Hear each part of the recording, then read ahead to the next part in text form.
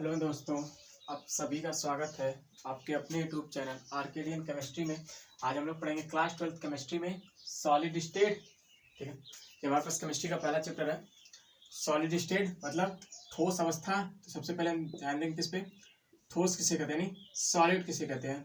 तो जिसका क्या हो, आकार तथा आयतन दोनों क्या हो, निश्चित हो क्या कहलाते हैं, ठोस। यानी सॉलिड क्या होगा, जिसका आकार और आयतन क्या हो, निश्चित हो क्या कहलाएंगे, ठोस यानी सॉलिड। इसमें सबसे पहले हेडिंग हमारे पास आती है क्रिस्टलीय तथा अक्रिस्टलीय ठोस।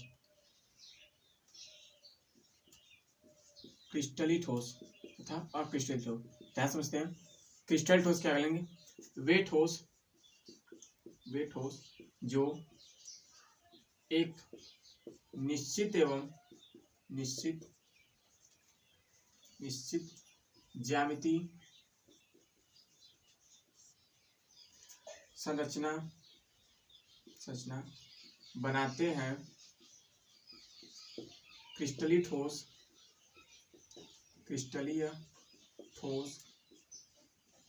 कहलाते हैं। हो गया। क्रिस्टलीय ठोस का मतलब क्या है, वे जो एक निश्चित ज्यामिति में होना। जैसे हमारे पास ये लिखा है, ये क्या एक सीक्वेंस में है, यानी एक क्रम में है, तो क्या होगा, एक फिक्स में है, ये क्या कहलाएगा, क्रिस्टलीय ठोस। जैसे एग्जांपल क्या आ जाएगा हमारे पास, कोई भी मतलब तत्व हो गया, जैसे लोहा, कोई भी धातु हो गया, लोहा, सोना, चांदी, एटीसी, एंड जिसका क्या हो, आकार क्या हो, एकदम फिक्स होना, यानी इतने में है तो इतने में ही रहेगा ना, उसे क्या कहेंगे, क्रिस्टलीय ठोस। यानी इसकी ज्यामिति क्या होनी चाहिए, एकदम फिक्स होनी चाहिए, उसे क्या कहेंगे, क्रिस्टलीय ठोस। अगर इसी पे आ जाएगा अक्रिस्टलीय ठोस, तो क्या हो जाएगा, उसकी ज्यामिति और संरचना क्या होगी, थोड़ा सा भिन्न होगी। दूसरा क्या हो जाएगा, अक्रिस्टलीय ठोस। क्रिस्टलीय ठोस में क्या था, एक निश्चित ज्यामिति बनाई थी। और अलग क्या मतलब अक्रिस्टलीय ठोस है, तो वे ठोस जो एक निश्चित ज्यामिति संरचना नहीं बनाते हैं, वे क्या कहलाएंगे, अक्रिस्टलीय ठोस कहलाएंगे। एग्जांपल क्या आ जाएगा, जैसे कागज हो गया, प्लास्टिक हो गई, एटीसी। ठीक है, क्रिस्टलीय का मतलब कि एक फिक्स संरचना में होगा, उसे क्रिस्टलीय कहेंगे। अक्रिस्टलीय मतलब यानी इसकी अगर आकृति देखा जाए तो क्या होगा, ऐसे होगा ना, यानी कोई सीक्वेंस में नहीं होगा ना, ऐसा होगा तो क्या कहलाएगा, अक्रिस्टलीय। अगर वो एक लाइन बाय लाइन सीक्वेंस में होगा तो क्या कहलाएगा, क्रिस्टलीय ठोस। या तो नोट कीजिए, टेक ए स्क्रीनशॉट।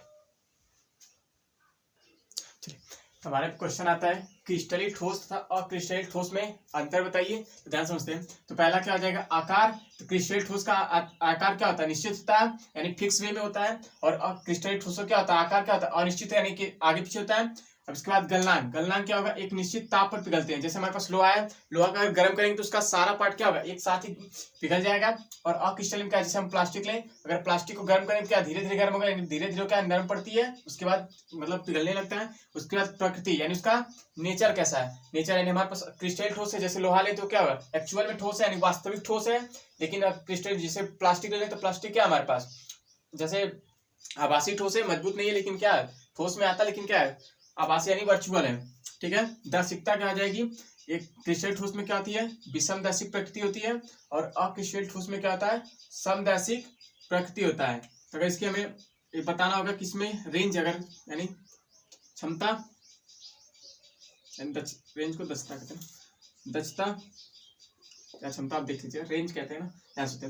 तो विषमदैशिक हो गया, तो इसमें क्या होती है, इसमें दीर्घ प्रास होती है, दीर्घ प्रास। और इसमें क्या होती है, लघु प्रास। एंड रेंज या क्षमता करने का मतलब, दीर्घ प्रास का मतलब उसकी क्षमता कितनी, यानी ये हमारे पास सॉलिड है, जैसे क्रिस्टलीय ठोस है, तो क्या करेगा ना, कुछ ज्यादा समय तक चलेगा। और क्रिस्टलीय ठोस क्या है ना, लघु प्रास होती है, इसमें यानी इसकी क्षमता क्या होगी, थोड़ी कम होगी। यहाँ तक नोट कीजिए, टेक ए स्क्रीनशॉट। चलिए अगली हेडिंग देखते हैं, जो कि हमारे पास इस चैप्टर की सबसे मेन इंपॉर्टेंट ये है ना, यूनिट सेल तथा इनके टाइप्स। ठीक है, यूनिट सेल का मतलब एकक कोशिका, एकक कोशिका। ध्यान समझते हैं, यूनिट सेल होती क्या है ना, यानी एकक कोशिका होती क्या है। जैसे हमारे पास कोई भी चीज बना है, जैसे यही हमारे पास मार्कर ही है, ये क्या होगा, इसका एक निश्चित, जैसे देखिए ध्यान समझते हैं, ये हमारे पास जैसे कोई ले ले, अणु होंगे इसके, हो गया, तो इसके अणु क्या है, अगर इसमें देखा एक अकेला देखा जाए अणु तो इसके कोई वैल्यू नहीं है, लेकिन अगर इसको एक लाइन से मिला दिया जाए, कई अणुओं को मिला दिया जाए तो कोई संरचना बन जाएगी। यानी वो सिंपल से सिंपल यूनिट, यानी ये हमारे पास क्या है, एकक कोष्टिका है, यानी वो सिंपल से सिंपल यूनिट जिसको एक क्रम वे में सजा देना, एक क्रम वे हो गया, तो जिससे क्या होगा ना, किसी न किसी संरचना बन जाए, किसी न किसी का निर्माण हो जाए, वही क्या कहलाएगी, यूनिट सेल। ठीक है, यानी वह सूक्ष्मतम कण, ऐसे भी लिख सकते हैं ना, वह छोटा से छोटा सेल या एकक ध्यान समझते हैं ना। अब ध्यान सुन, पहले सुन लेते हैं उसके बाद ना। जैसे हमारे पास ये है, ध्यान सुनते हैं, जैसे हमारे पास वो सिंपल यानी कम से कम होना चाहिए, यानी एकदम न्यूनतम से न्यूनतम कण होना चाहिए, जो क्या करे, एक सीक्वेंस में लगाने पर क्या हो जाए, एक सीरीज बन जाए, या किसी का निर्माण कर, उसे क्या कहते हैं, एकक कोष्टिका। ठीक है, तो अब लिख लेंगे, तो क्या हो जाएगा, टाइप ऑफ एकक, टाइप ऑफ यूनिट सेल, यानी एकक कोष्टिका के प्रकार। ये 3 प्रकार का होता है, एक होता है बीसीसी, सिंपल लेते हैं, एक होता है एससीसी, एक होता है बीसीसी, और एक होता है एफसीसी। हिंदी क्या हो जाएगा, simple cubic cell, body cubic cell, face cubic cell, क्या हो जाएगा, सरल एकक कोष्टिका, सरल एकक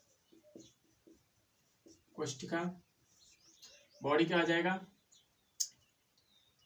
बॉडी के लिए क्या आ जाएगा, केंद्रक एकक कोष्टिका।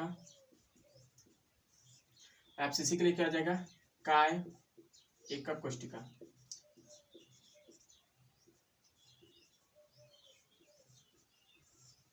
अब ध्यान समझते हैं, हमारे पास टाइप ऑफ यूनिट सेल है, जो हमारे पास 3 प्रकार की होती है, एक होती है एससीसी, एक होती है बीसीसी, एक होती है एफसीसी।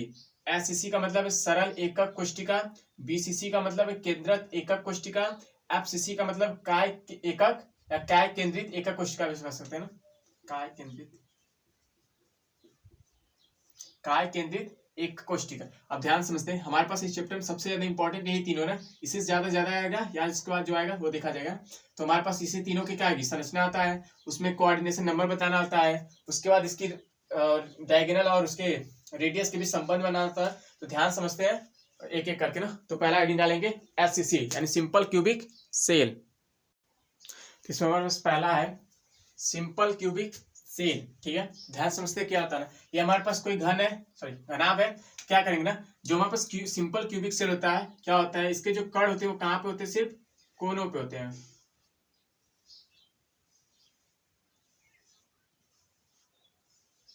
हो गया, तो हमारे पास कितने कोने हुए, 8। इसमें क्या हो जाएगा, 8 कॉर्नर हो जाएंगे। 8 कॉर्नर का मतलब क्या हो गया, हमारे पास जैसे 8 कोने हो गए। अगर इसकी साझा देखा जाए, यानी योगदान देखा जाए, ध्यान समझते हैं, 8 हमारे पास है, 8 कोने हैं, लेकिन इसका अगर योगदान देखा जाए, जैसे हमारे पास अगर हमारे जिस रूम में हमारे, तो उसका अगर कोना देखा जाए, जैसे हमारे पास कोना है, तो कोना में देखेंगे तो हमारे पास एक कोने से कितनी दीवारें आ सकती हैं, 8 दीवारें आ सकती हैं। तो इसमें क्या हो जाएगा, जो इसका योगदान था कितना होता है, 1/8 का। जैसे एक कोना है, अगर मानते हैं जैसे यहाँ पे कोना है, तो हमारे पास ऐसे दीवारें होंगी, जैसे एक साइड का होगा, उस साइड का होगा, इस साइड का, और ऊपर होगा।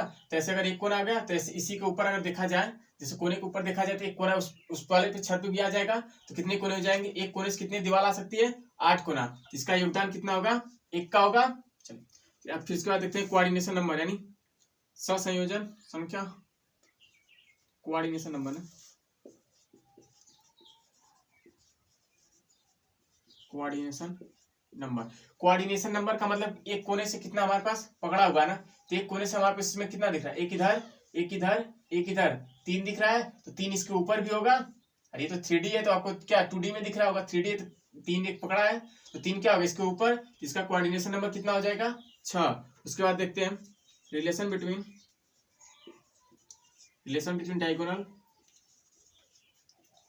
डायगोनल एंड रेडियस, जो होता है 2r बराबर a होता है। ठीक है, तो हमारे पास जैसे लेंथ होती है, जैसे r का मतलब क्या है, त्रिज्या,